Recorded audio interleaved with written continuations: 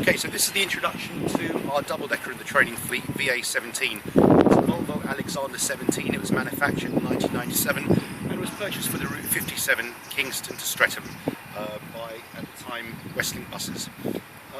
The double-deckers generally are a bit heavier, and the other thing you have to be aware of, as opposed to driving a single-decker, is the height. VA17 is 14 feet 5 inches tall. She is 8 feet 2.5 inches wide. She's very nearly 33 feet long, and she weighs 10,600 kilograms empty. That's the unladen weight without fuel, without the driver, and without passengers. So when we start checking the bus, we basically start from the top down, looking for roof damage, and you can see there's a little bit of tree damage on the roof. Yeah? Allow your eyes to follow down, looking for any bodywork damage, making sure that the destination blinds and the route line is set correctly, making sure the marker lights work when the ignition is switched on, the lights are switched on. As we come closer to the vehicle, you're looking for any signs of damage to the windscreen, any cracks larger than a 5-pence piece, especially within the driver's field of vision. Make sure that the windscreen wiper blades are in good condition, that the wipers actually work. Make sure that you check that the headlights and side lights work, indicators work, and the number plate corresponds to the tax disc and the operator's license.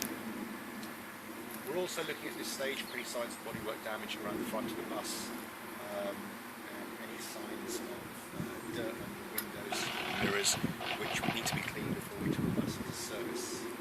As we come around the side of the bus, we now start looking at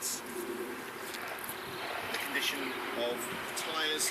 We're looking for 1mm across 3/4 of the width, all the way around the circumference of the tyre, looking to make sure it's correctly inflated, and looking to make sure that the wheel nuts are on securely and there's no oil leaking from the axle. There's sometimes a little bit of brown vapour around the axle, but make sure there's no oil dripping.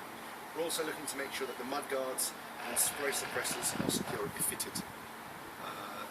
We then look along the top of the bus to make sure there's no roof damage, looking to make sure the windows are intact, looking to make sure there's no loose advertising that could start moving around as we're driving at speed. We're also looking along the side of the bus to make sure there's no sharp edges sticking out and no fresh accident damage. We've got door controls outside the bus and inside the bus, and of course door controls at the driver's cab. We need to make sure all of them work, because the front door and the centre door are classed as emergency exits. The other emergency exits are located at the back of the offside and at the back of the top deck. All the windows upstairs and all the windows downstairs are emergency exits as well, even though they're not marked. The only window that isn't an emergency exit is the driver's windscreen, because it's laminated glass. Okay? As we move further back, we make sure that the company's address is printed on the side of the bus, and also the unladen weight is printed there as well. The rear tyres have 2 tyres on either side. It's very difficult to check the inner one, but usually it's the outer one that will succumb to damage, curb damage, or damage from driving, hitting curbs or hitting anything else on the road. The inner tyre, as I say, it's not easy to check, but if you've got a torch, you can shine it in the wheel arch and check to make sure it's inflated correctly. Pause. Okay. Yep. Okay. As we come to the rear of the bus, we check the emergency exit, as I said, from the inside to make sure it's working, and it should be alarmed. We're also checking to make sure the marker lights at the top work. All the brake lights, indicators, reverse lights and fog lights work, and we're also checking to make sure that the reflectors are clean, not cracked, are in good condition. When we come to the engine bay, we don't expect our drivers to be engineers, but there are some things that you have to know for safety reasons, and the most important one is the emergency fuel cutoff. On VA17 we have one mechanical fuel cutoff here, and you pull it and hold it out until the engine stops. In the event of an engine fire where you can't access that, we have another emergency cutoff on the side. It operates the same valve, but it's just an electrical switch, and we press that, and if the engine was running, you would hear and you would see the engine cutoff activating now. There's also a start and stop button at the back here. That's for the engineers to be able to start and stop the engine from the rear if they're working on it. All the buses should have a micro switch on the bonnet that prevents the engine being started from the driver's cab. If somebody's working on it, for example, you could kill them when you start the engine. Apart from the emergency fuel cutoffs, the other thing you really need to worry about is just any obvious signs of oil leaks or water leaks, any broken pipes or any broken belts, and any loose caps or anything that looks untoward in the engine bay. Just a quick visual check to make sure everything's okay before you go ahead and start the engine. Once we shut the bonnet, you just have a look at some of the signage that must be in place. The emergency stop signage must be in place to advise people where to get to the emergency stop. Again, the number plate must be visible, it must be clean, and the rear route blind should be set correctly.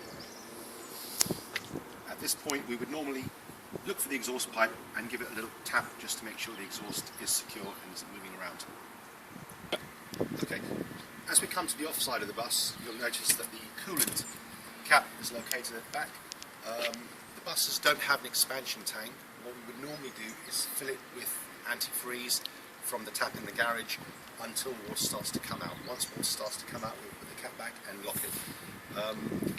Fluids at our company aren't the driver's responsibility. If the bus was to run out of fuel or oil or water, the engineers would take care of that. The drivers are simply expected to check the vehicle to make sure it's roadworthy, and all the fluids are done at night time when the bus comes in to get fueled. But do remember, if you do have to add water on the road, that you must be very careful when you open the header tank. Make sure there's nobody standing here. Release the cap very slowly and don't put your face in the way. Make sure that you release it and stand back. If there is any steam coming out, it won't get you. As we come forwards, we've got the emergency exit on the off side. Again, that one's alarmed, so when you open it and close it, it should send an alarm off in the driver's cab if the ignition is switched off. The exhaust pipe on the Volvo is located on the off side. We'll just give it a tap to make sure it's secure. As we come along to the front of the bus, again, looking for any signs of roof damage, any signs of broken windows, loose advertising. We make sure that our fuel cap is closed, because if it's open it can spill diesel onto the road. And as we come to the front, very front of the bus, we're just making sure that the battery compartment is latched properly, because if it wasn't latched and the battery tray did slide out, it would slide out to about here, and obviously that poses a danger to oncoming traffic. The other thing we need to check as we're walking around the bus is to make sure that the mirrors are secure and they're set correctly. The mirrors on our buses are what we call convex mirrors. On these buses they're made of polycarbonate, they're quite strong, they're quite small, but they give a very wide field of vision.